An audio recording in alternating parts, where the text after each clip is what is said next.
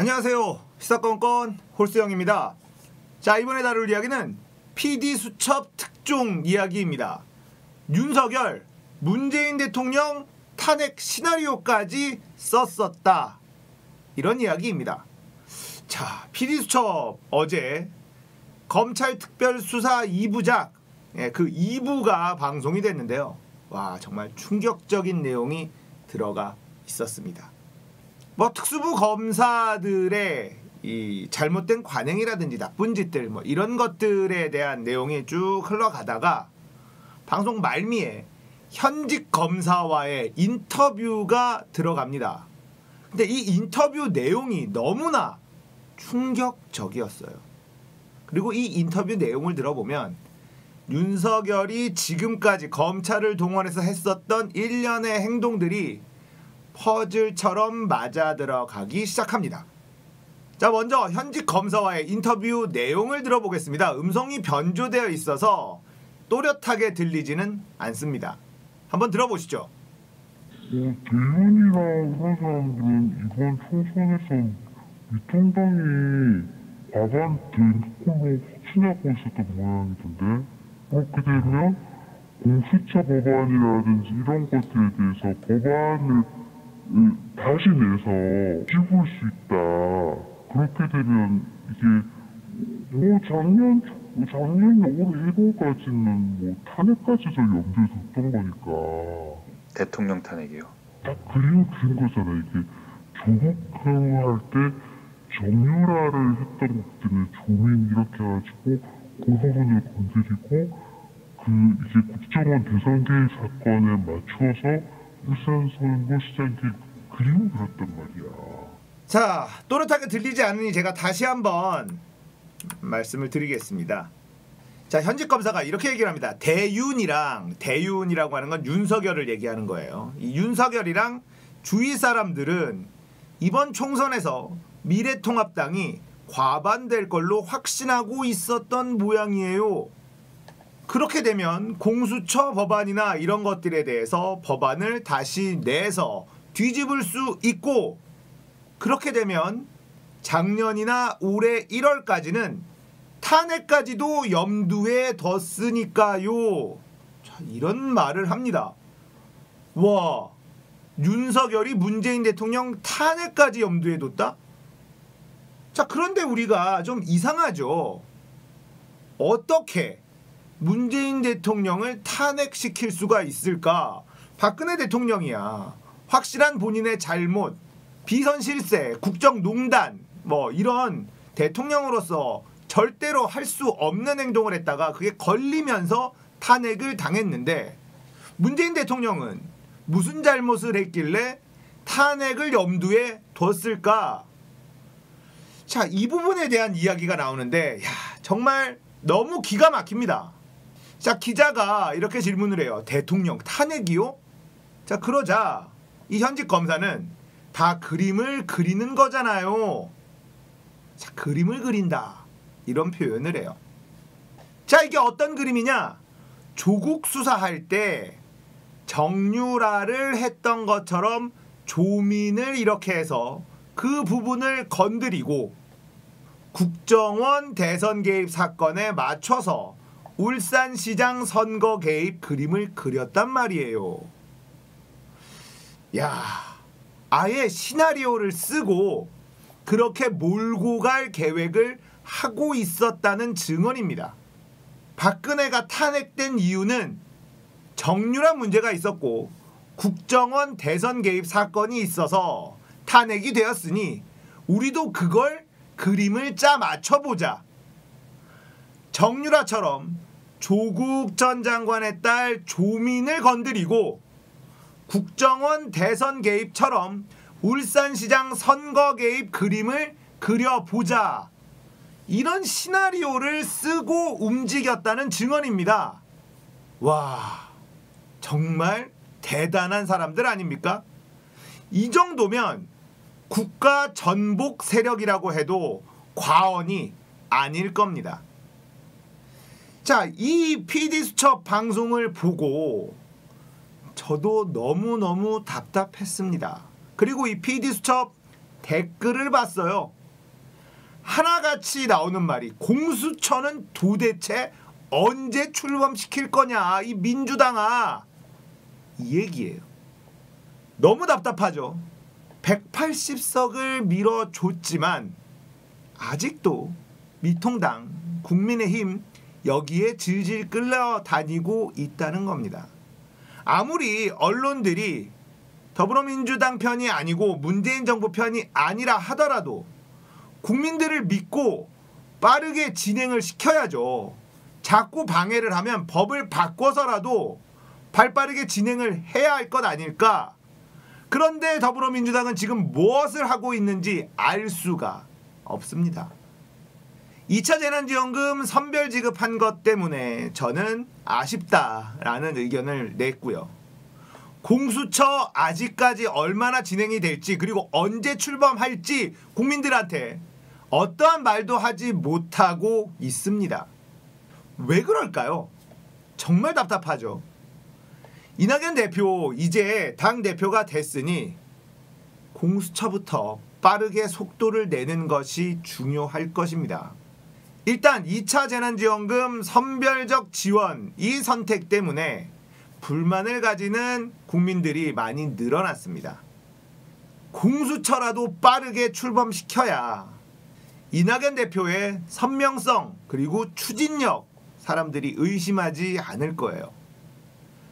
자, 이번에 공수처 출범도 또다시 김종인 영감과 또 대화하고 어쩌고 저쩌고 하면서 시간 질질 끌리면 이낙연 대표의 지지율은 많이 떨어질 수밖에 없을 겁니다. 저는 이낙연 대표가 충분히 대통령감이 된다라고 생각을 합니다. 하지만 지금은 국가적인 전 세계적인 초위기 상황이고 이럴 때일수록 그 리더십이 빛이 나는 법이죠. 어떻게 움직이는지가 아주 중요한 타이밍입니다.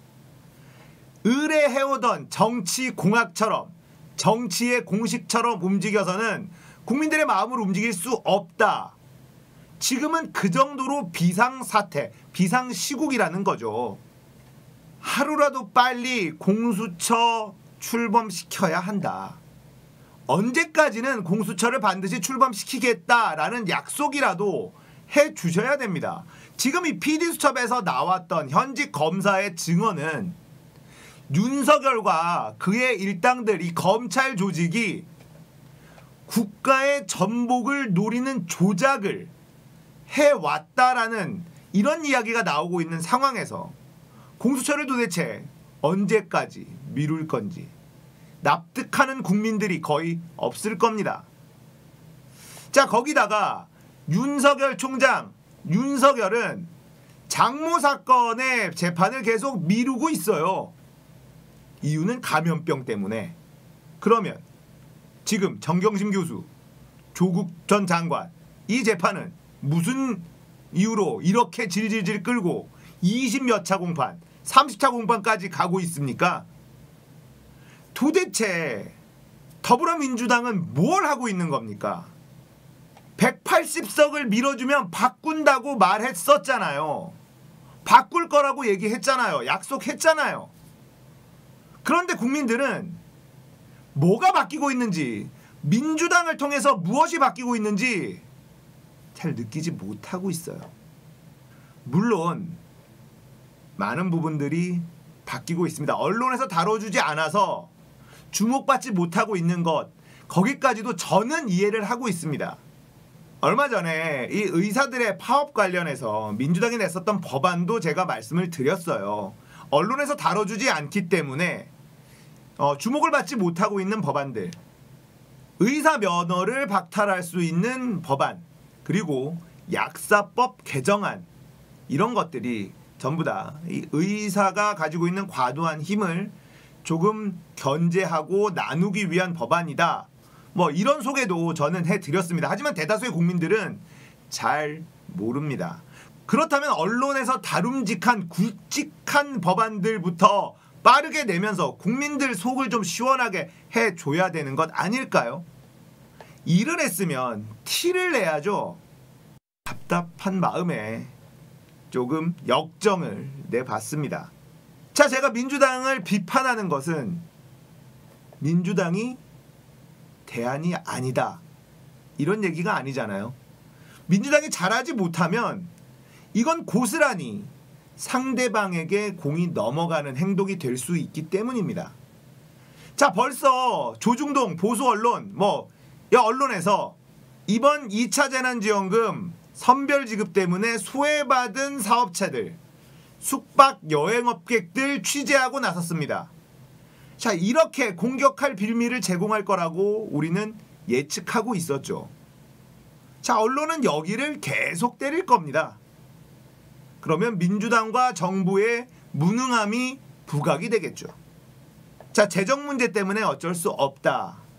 그런 것도 이해할 수 있고 다 좋습니다만 왜 조중동과 미통당과 기존의 적폐 세력들한테 공격할 거리를 제공하는지 그걸 잘 모르겠다라는 거예요. 그냥 밀어붙일 수 있는 건 밀어붙이고 4년 뒤에 국민들에게 다시 심판받자 이렇게 할 수는 없는 건가요? 왜 국민들의 눈치를 보지 않고 언론의 눈치를 보고 기득권들의 눈치를 보고 있습니까?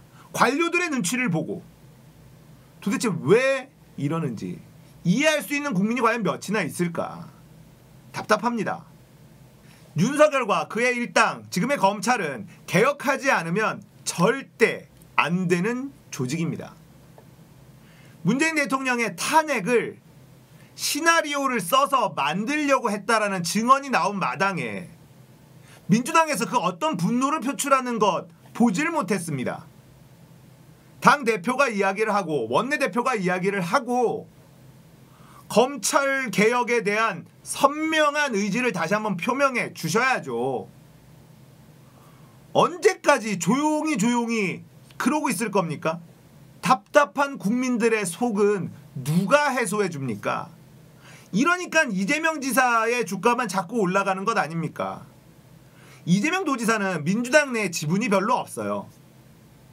그래서 이재명 도지사의 지지율이 올라가는 것에 대해서 민주당 내부에서는 탐탁지 않게 생각하는 세력들도 분명히 존재할 겁니다. 그렇다면 이재명 도지사가 왜 지지율이 올라가는지를 보고 배울 수는 없는 걸까? 이런 생각도 듭니다.